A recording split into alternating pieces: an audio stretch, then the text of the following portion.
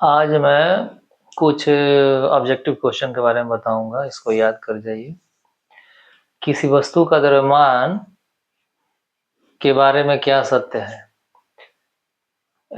Small जी जो होता है गुरुत्वीय त्वरण पर निर्भर करता है, वस्तु के परिमाण पर निर्भर करता है, पृथ्वी या अंतरिक्ष सभी जगह बराबर रहता है।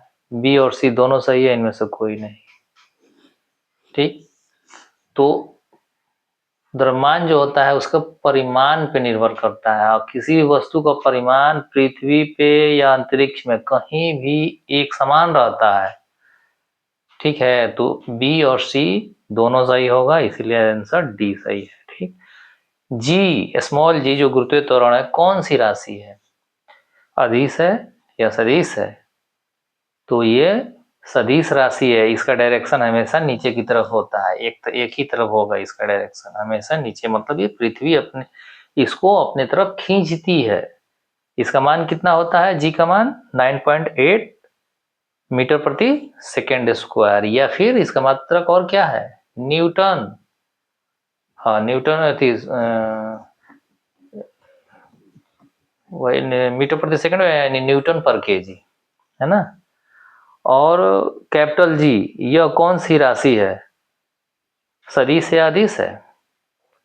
तो यह अदिश राशि है, इसको याद रखिए। चैनल को सब्सक्राइब लाइक करिए। भार, चौथा सवाल है, भार कौन सी राशि है? सदिश राशि है या अदिश राशि है? तो भार जो है वो,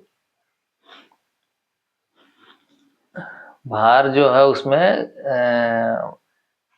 m इंटू जी होता है, तो एक सदिश राशि होगा। भार क्या होगा?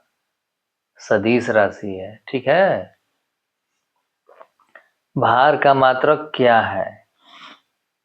भार का मात्रक क्या है? अब इसमें मीटर प्रति सेकंड स्क्वायर होगा, न्यूटन होगा, केजी होगा, क्या होगा? तो भार का मात्रक न्यूटन होता है। ठीक है, किसी वस्तु का भार चंद्रमा पर पृथ्वी की तुलना में कितना होता है? तो किसी वस्तु का भार चंद्रमा पर पृथ्वी की तुलना में कितना होता है? 1/5, 1/7, 1/6, 1/3, क्या होता है? 1/6 होता है। यानी कि कोई 60 kg का व्यक्ति है, चंद्रमा पे जाएगा तो कितने केजी का हो जाएगा? 10 kg का हो जाएगा, है ना। तो याद रखिएगा, है ना। पानी में डूबी हुई वस्तु हल्की लगती है, क्यों? गुरुत्वाकर्षण बल के कारण या उत्प्लावन बल के कारण? उत्प्लावन बल के कारण। जब पानी में कोई वस्तु डूबती है तो एक बॉयंसी फोर्स होता है जो उसको ऊपर की तरफ धकेलता है ना। तो इस कारण से वो हल्का लगता है। ठीक है, मेरे चैनल को सब्सक्राइब लाइक करिए। 8वां नंबर क्वेश्चन, किसी वस्तु के ऊपर उसके सतह के लंबवत लगा हुआ बल क्या कहलाता है? किसी वस्तु के ऊपर उसके सतह के लंबवत लगा हुआ बल क्या कहलाता है? दाब कहलाता है, प्रणोद कहलाएगा, उत्प्लावन कहलाएगा, क्या कहलाएगा? तो प्रणोद कहते हैं, थ्रस्ट इंग्लिश होता है, प्रणोद, है ना। तो इसको याद रखना है। 9वां क्वेश्चन, प्रणोद थ्रस्ट का मात्रक क्या है?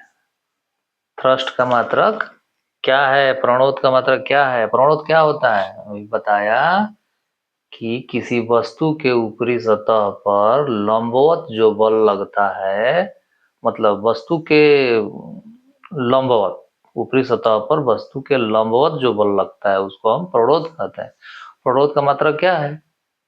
मीटर प्रति सेकेंड स्क्वायर, पास्कल, न्यूटन या जूल? तो उसका मात्रक होता है न्यूटन। इसको याद रखिए। प्रणोद क्या है? एक बल है, बल ही तो है, लेकिन वो लंबवत लग रहा है तो उसको प्रणोद बोल देते हैं। न्यूटन है उसका मात्रक।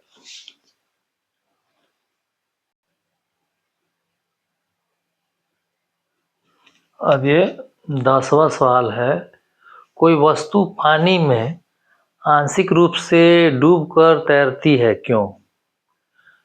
अब उसमें जो बल हो, द्रव्यमान होगा, वेट जो होगा वो बुयांसी फोर्स जो होगा ना, उत्प्लावन बल से बड़ा होना चाहिए, या फिर वेट जो है उत्प्लावन बल से कम होना चाहिए, वेट और उत्प्लावन बल दोनों बराबर होना चाहिए, या इनमें से कोई नहीं।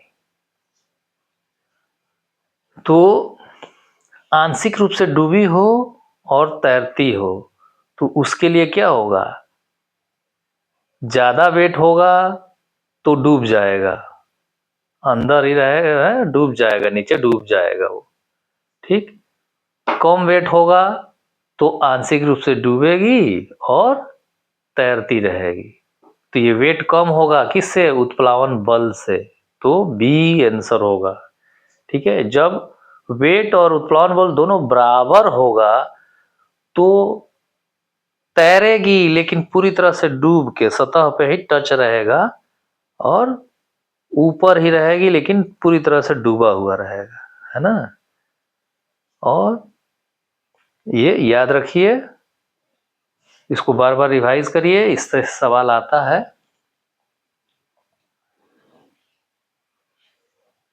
मेरे चैनल को सब्सक्राइब, लाइक करिए।